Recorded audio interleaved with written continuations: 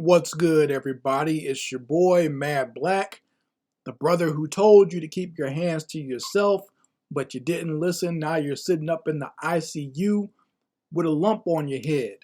And I'm black up in your face again with some more pro-black commentary.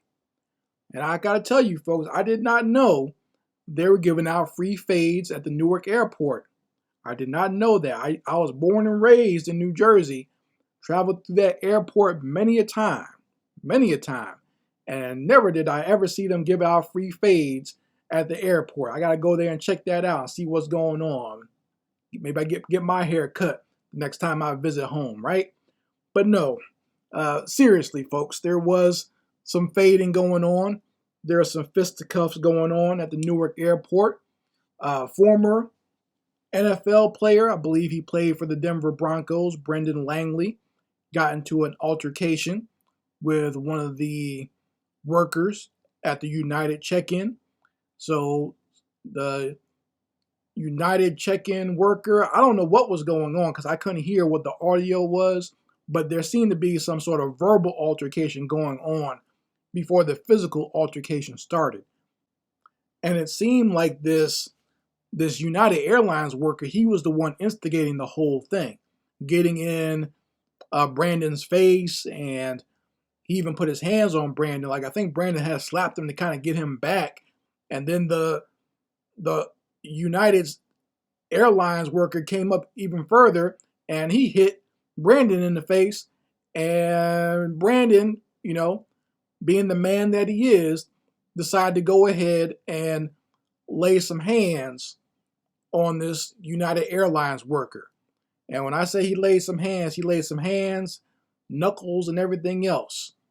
Okay, this dude got a full knuckle massage and was laying up, damn near fell on the conveyor belt for the luggage. He was working at the check-in, but his ass almost got checked in. He got chin checked at the check-in and almost wound up on the luggage conveyor belt at United Airlines. They'd have been picking him up, okay? Because he got a couple of skibbity paps from Brandon Langley and almost wound up on a one-way flight to Napstown or to Sleepyville, okay? So, that whole thing happened. It got caught on camera, so a lot of people are talking about it. I saw it on social media very early on, only a part of the video, where they tried to make it look like Brandon Langley was the bad guy, by the way. They tried to make it seem like he's just some big brute black savage who's just beating up some random worker at the airport.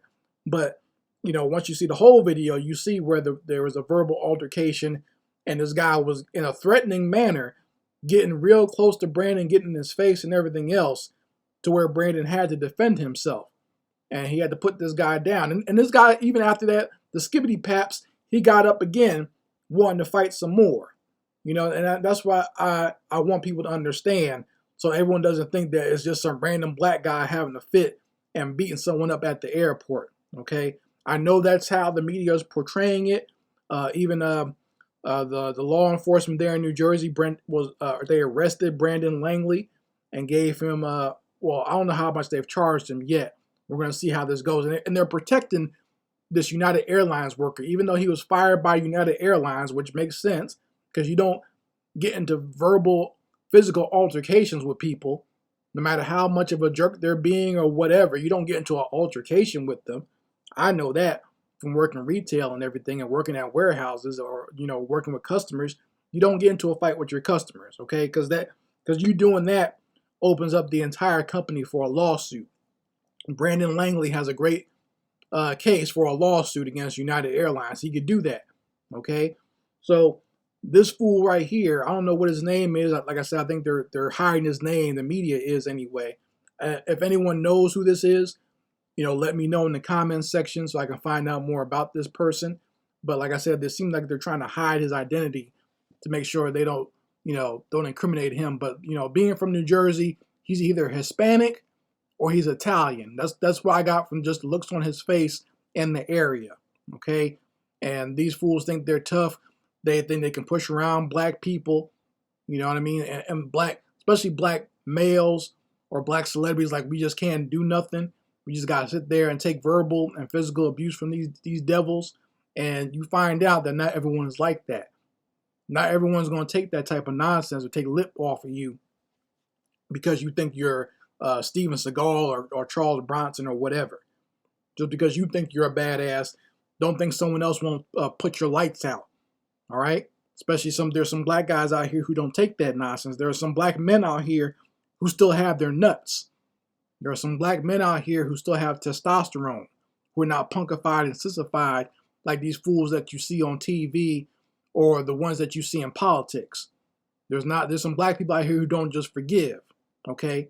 They don't forgive, they give out fades. And that's what this fool got at the airport. Like I said, he got sent to lullaby land with some skibbity paps. Okay? Got himself a one-way ticket. And like I said, the only thing that would have made it funnier is if he actually landed on the actual luggage lane and got loaded up on the airplane after getting knocked unconscious. You know, I want to talk more about the actual fight itself and give you more of the blow-by-blow of the fight and give you my own commentary. I can't do that here on YouTube because you know how YouTube is.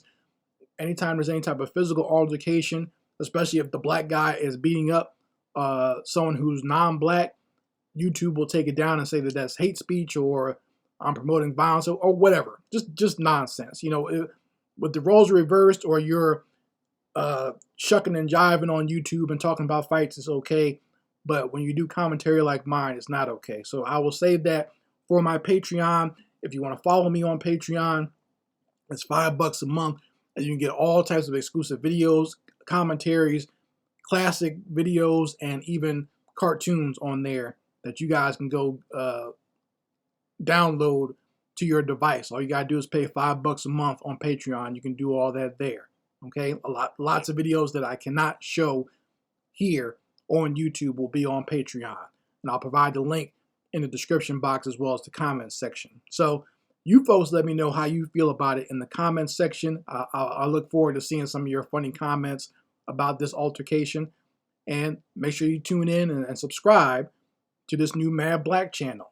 Anyway, Mad Black, and I will be back with my foot on these devils' back.